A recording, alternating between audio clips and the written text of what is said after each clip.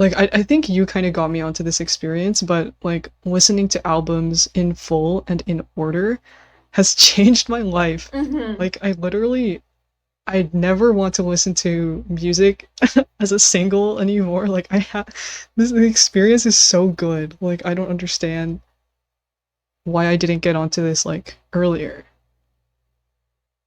Right. No, yeah, I think we touched on this in like an earlier episode where like I mentioned it briefly for like one of our episodes earlier. But no, yeah, it's like I think I said it like I quoted this pretty much.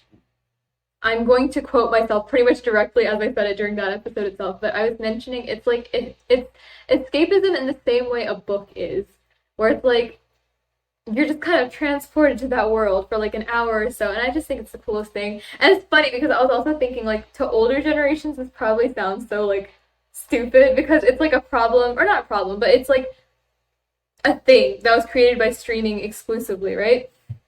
So because of like streaming services, um, listening to things in like a playlist format or like as singles rather than as like full length albums, that's become more of a thing. And yeah, no, I agree that like kind of reverting back to listening to albums in order as they're supposed to be listened to is so nice. Um yeah, wait. Well, just for like the listeners out there, my roommate's bought a keyboard, so if you hear residual noise, it's not bad. It's if anything, it's like good residual noise. It's my roommate's playing the keyboard. Yeah, we're being serenaded. Yes. But no, yeah, anyway, like yeah, I think it's so like immersive because you learn so much about the artist and you can kind of craft like a story or some form of like understanding of their style. It gets so interesting to see that progression Mm-hmm. like from beginning to end, and with like a lot of albums too, they have like intros, outros, and like um interludes, Interludes. which before I didn't get the Mm-hmm. point of, but that's because you have to listen to the album in order for you to fully experience the transitions of different songs. Like Mm-hmm. this was a few days ago, but I listened to Chromatica, and there was a transition in that album. I think it was from Chromatica 2 to 911. Oh my god. I I was like I was on I mean, if I had more floor in my area, my room is very small. But if I had more floor, I would be on the floor like sobbing. It was so good.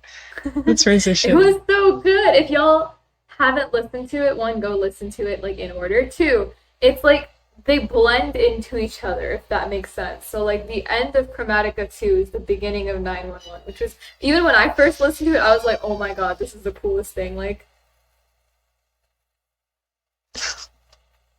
yeah, no commentary left to add, but it was so cool. It was such an experience. I love Chromatica for that. It's But it's so good. mhm. Like I I don't go clubbing. Like but if there were like some club that would play Chromatica in order, I would go. Just Chromatica for the full I hour. would go. No, I would Oh 100% my join. god, it's so good. It's such a good album. Hmm. And If touring becomes a thing anytime soon, I want to go to Lady Gaga's tour oh for my god. Chromatica because I feel like Oh my god. that would be like an out of body experience. Dude, it's it has like the same energy as like Planet Her in terms of like an immersive Yeah. journey, or Hmm. like the concept of Planet Her is very that was like the first, like I started listening to albums in order around last month, and so Planet Her was like the first one that I tried to do it. Like I tried to Hmm. listen in order, and the concept of like being on a different planet with different worlds, like that's how I treated every song. I was like, oh, that's so interesting because it's Yes. so cohesive yet Hmm. it's so like different. Like you can Each experiment. song is unique still. Yeah. Yeah. Whereas like Chromatica, like the genre was the same for pretty much all the songs, but it was still very much like um it still like caught my attention even though I don't listen to like house music or Hmm. like electronic dance type stuff. So it was No, very yeah, same interesting. here. I'm not super big on like that genre either, but Lady Gaga. Just it was camp, it was Chef's kiss. avant-garde. Oh my god. It was really Also, Go her. No, kind of like continuing this train of thought a little bit. What are your favorite albums to listen to in order? Like your favorite ones that you've listened to in order so mm, far? um, my gosh, I have a list that like maybe I could pull up because I've been tracking them meticulously. Like, Mm-hmm. I don't even like I feel like I'm treating it sort of like an experiment for my own purposes. Like what do I like and what am I listening to? Um, I've finished a lot. So I finished Planet Her, Point of View Mm-hmm. You by Yu Gyum, Golden Hour by Casey Musgraves, To Pimp a Butterfly by Kendrick I still need to Lamar, listen Chromatica, to as I it. said, Igor, Tyler the Creator, and Whack World by Tierra Whack, which was really cool. That one was really cool. Um, Cool. but Really, I'll listen to it too. uh, I thought that Golden Hour was really good. Like it almost made me cry. It was such a like wonderful. It was Oh. just a very sweet like um album because like I think my roommate was also telling me like that um Casey Musgraves made the album around the time she got married. And so looking at the songs Uh-huh. and stuff through that perspective of like being in love, like, you know, when you first get Oh. married, I was like, oh, that's so interesting. Right. And so I try to think about like Oh, that's really what is sweet. the musician going through at this time that they make this like project. So um that really Mm-hmm. enhances the Nice. experience. The Yeah. experience. No, yeah, for sure. Like when you can put yourself in their shoes and kind of listen to it through that perspective. It's really interesting. I think personally for me, there are a couple overlaps. So Point of View You, Oh, lovely. All of the songs, fantastic. Chef's kiss. Great job, wow. you do. Also Planet Her and Chromatica as well. I think another album that I really enjoy listening to in order is Epic High Was Here. Oh. Um, that one was just phenomenal. My goodness. And then finally, oh, this one's new. Okay, so more on that in a little bit. But Darkroom by Oh. Simon D. Oh, girl, Oh. don't even get me started on that. Okay, so a little backstory, I guess. So well, this is like I feel bad talking Just about talk it about it. Just talk because about there's it. a whole tragedy Oh, behind just talk. it. We can elaborate on that in a little bit. Yeah, yeah. But I watched the AOMG online concert. I think last Saturday, Mm. and I listened to most of the. I like already knew most of the artists beforehand, but Simon Dominic, I didn't get to his music before the concert because like my classes had just started and stuff, and so that concert was like first impression, right? And also, mind you, it was like 6 in the morning.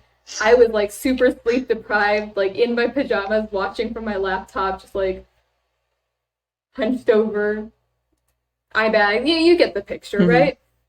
And it's like his performance, the first act came up, and it's like the sun hasn't risen. This whole like setup super weird, and I just feel my third eye opening. I'm like, oh my god, who is he? So the grip that this man's music has had on me over the past week is not okay. Uh, It's so good. My God, Dark Room is fantastic. Like I okay, this is like forget song of the week. Album of the week is Dark Room. Go listen to it and then like cry with me. It's so I just okay, like commentary has left my brain. There's no words left here, but genuinely, it's just like as an artist, his versatility, the creativity, like just all aspects of it is so good. it's so interesting. The lyricism, oh my It's so goodness, good. Um, he's so talented. I cannot believe I hadn't discovered his yeah. music beforehand. It's I think Darkroom is one of his more like to my understanding, one of his more underrated projects. I know his album or EP after that, which was oh my gosh, I forget. That one was like really popular, I think last year or 2 years ago. But Mm-hmm. Darkroom was like there wasn't a lot of like publicity around that project. So I listened to it because you okay, well like backtracking to the day of the AOMG concert, bro.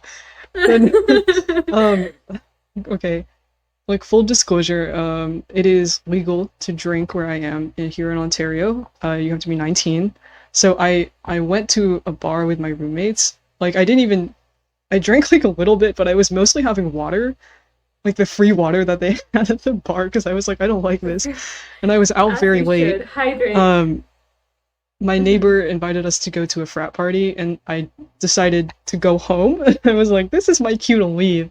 I'm gonna leave. No, I'm good. Yeah. And so it was very late, and I woke up like at 9, and Sonic was like texting me like, "Wake up!" And I was like, "Holy shit, I missed the concert." Um, but I like, felt so bad. I was like watching it and I was like, yeah, no, it's okay. but Like, the VOD or like the recording is coming out, but I'm still really upset to this day. Um, oh. no, but yeah, either way, Darkroom I think is probably one of the best. Just like, I guess, like being a fan of Korean hip hop for this long, like it's one of the best like projects I've like heard just in my Ever span. heard, right? In the genre as a whole. Yeah, because it's Yeah, like for it real. just gives off the energy of like being at a house party and not wanting to be there.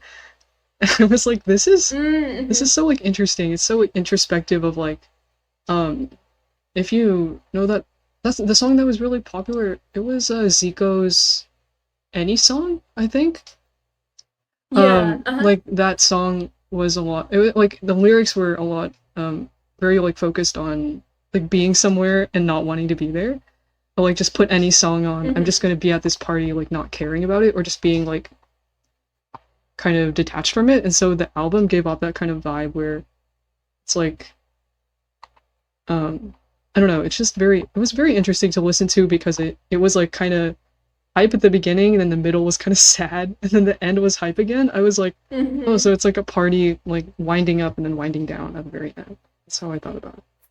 I can see that. For me, I took it a little differently, but now that you point that out, I can definitely get that as well. For me, it was more of like a comfort album. Like I feel like all the songs are still relatively like mellow. So for me, it was like, especially because the lyrics are really sad too, right? It's one of those albums where I could play it and I could just like get in my feels and I could just like be sad. Hmm. Yeah, Overall, yeah, you're right. Like Simon Dominic's like versatility is just unmatched. that's true. Like I'm literally like forcing my music taste on all my friends. I'm like, hey, have you heard of him? I think you should listen to his music. like And it's been working so far. I'm spreading the word. that's good. So, That's good.